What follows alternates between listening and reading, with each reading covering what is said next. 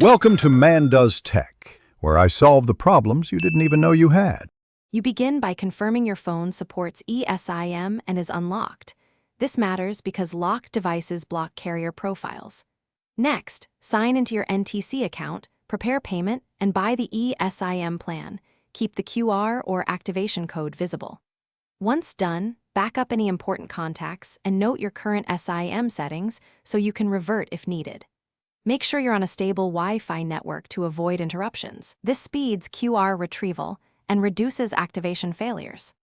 You open Settings, go to Cellular or Mobile Data, and tap Add ESIM. That's where the magic happens. Use the camera to scan NTC's QR code or type the activation code manually. If prompted, select the plan and assign a label like NTC eSIM. Then choose whether this becomes your primary line for calls or data. Make sure cellular data is enabled for the ESIM.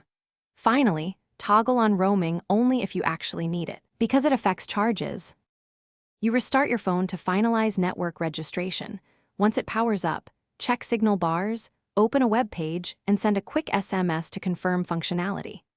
Make sure the ESIM is set as the default for data if you purchased a data plan, and adjust call and SMS defaults to avoid billing surprises. If it doesn't connect, remove the ESIM profile, rescan the QR, and try again. If problems persist, contact NTC support with your activation code ready. Thanks for watching. If you found this helpful, don't forget to like and subscribe.